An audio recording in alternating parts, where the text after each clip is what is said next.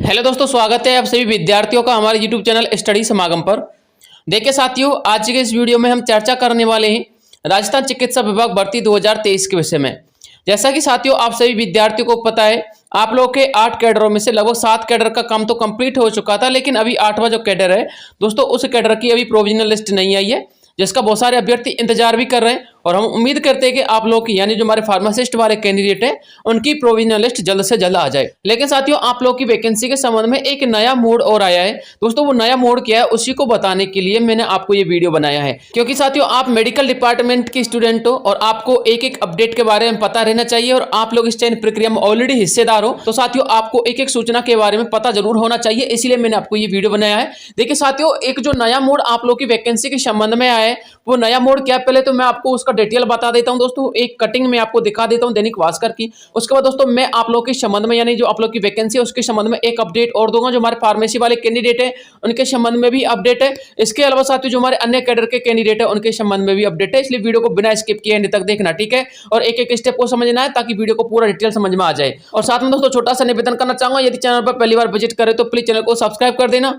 Video को like करके अपने दोस्तों के साथ शेयर कर देना। देखिए साथियों, मैं आपको दैनिक भास्कर का एक कटिंग दिखा रहा हूं, जयपुर का दैनिक भास्कर है, ठीक है ना दोस्तों। इसकी कटिंग में क्या लिखा हुआ है वो देख लीजिए। वैसे यदि आप लोगों को इसके बारे में पता है तो अच्छी बात है, लेकिन मैं आपको और थोड़ा सा डिटेल बता देता हूं।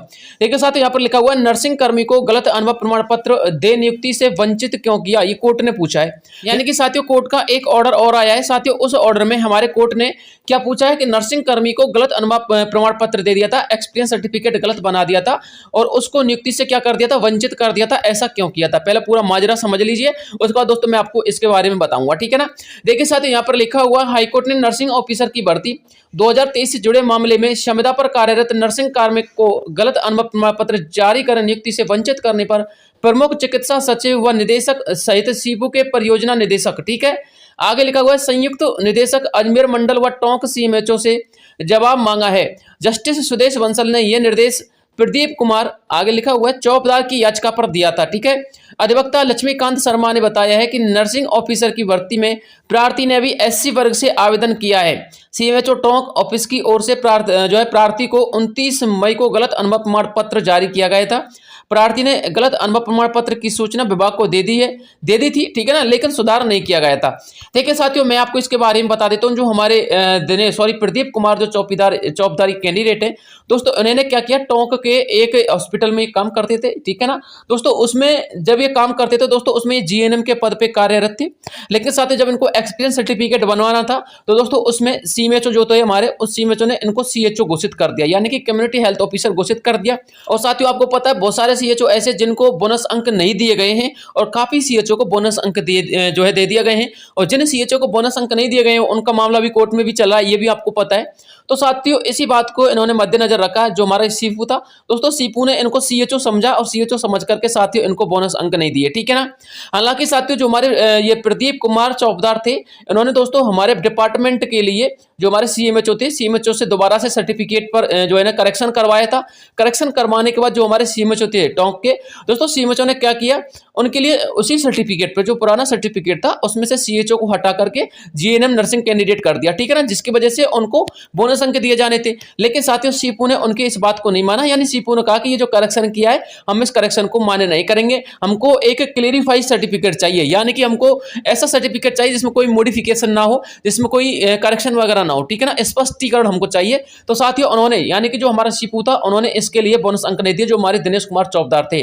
साथियों इस मामले को देखते हुए हमारे दिनेश कुमार चौकीदार ने क्या किया, इस मामले को कोर्ट तक ले गए। कोर्ट तक ले जाने के बाद हमारे इस दिनेश कुमार चौकीदार ने सारी जो है प्रक्रिया अपने एडवोकेट साहब को बताई, एडवोकेट साहब ने हमारे जस्टिस साहब को बताई और जस्टिस सुदेश बंसल जी ने जो हमारे अन्य डिपार्टमेंट हैं, जो हमारे सीपू है, सीएमओच जी हैं, इन सभी के लिए ऑर्डर इश्यू कर दिया कि आप लोग इस चीज का जवाब दीजिए कि इस अभ्यर्थी को जो है वंचित क्यों रखा गया था चयन प्रक्रिया से।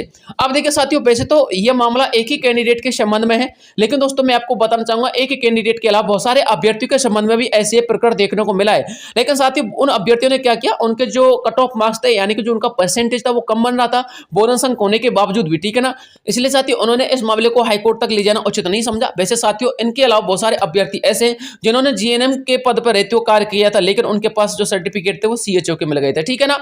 अब देखिए साथियों अलग अलग अभ्यर्थी की अलग अलग थिंकिंग होती है। ये कैंडिडेट इसको हाई कोर्ट तक ले चुके हैं, तो साथियों हो सकता है कि इनको बेनिफिट मिले, हो सकता नहीं 110% होगा, क्योंकि न्यायपालिका तो सभी के साथ न्याय करती है, ठीक है ना।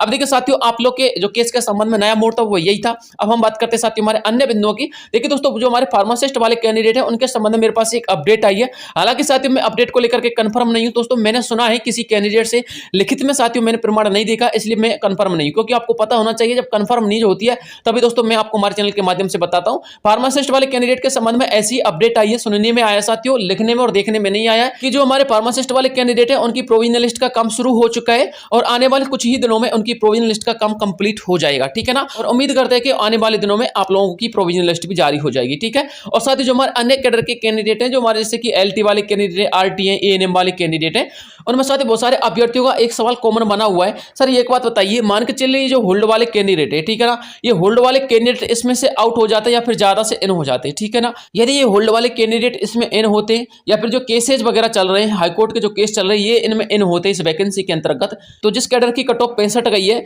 यदि उसमें और अतिरिक्त कैंडिडेट आ जाते हैं और हमारा इसमें फाइनल रूप से चयन हो गया है, तो क्या हमारे इस कट ऑफ में इसको इंटरफेयर देखने को मिल सकता है। यानी कि अतिरिक्त कैंडिडेट यदि इस वैकेंसी में शामिल होते हैं, जो कोर्ट केसेज वाले कैंडिडेट हैं, होल्ड वाले कैंडिडेट हैं, तो साथियों देखिए आप लोग की परसेंटेज इस हिसाब से तो बढ़नी चाहिए, 65 की जगह 66 होनी चाहिए। तो हमारे जो अभ्यर्थी बॉर्डर पे इस मेरिट को क्वालिफाई कर रहे हैं, वो अभ्यर्थी ये पूछते हैं कि सर हमको ये बताइए कि ऐसा हमको देखने को मिल सकता है कि जैसे हम बॉर्डर पे और 65 कट ऑफ गई है, लेकिन हमारे कुछ अभ्यर्थी इसमें इन हो गए, तो इसकी कट ऑफ 66 जाएगी और हमको आउट कर दिया जाएगा।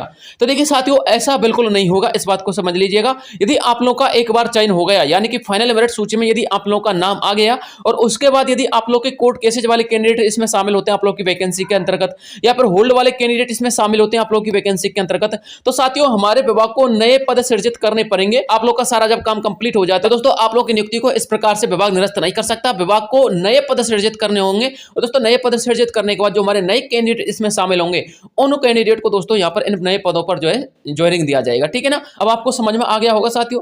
जो हमारे अन्य कैडर के कैंडिडेट थे, जो बार बार इस चीज को लेकर के चिंतित थे, एएनएम के, एलटी के, आरटी के, नर्सिंग ऑफिसर वाले कैंडिडेट, ठीक है ना, फार्मासिस्ट वाले, कोई भी कैडर के कैंडिडेट हो दोस्तों, ऐसा नहीं होता है। एक बार जब चयन हो जाता है तो दोस्तों जो आने वाले नए कैंडिडेट होते हैं उनका दोस्तों नए पद पर ही सृजन होता है, यानी कि उनके लिए नए पद सृजित किए जाते हैं, तब जाकर उनकी नियुक्ति होती है, ठीक है। तो आप लोग इसको लेकर के चिंतित ना होइएगा।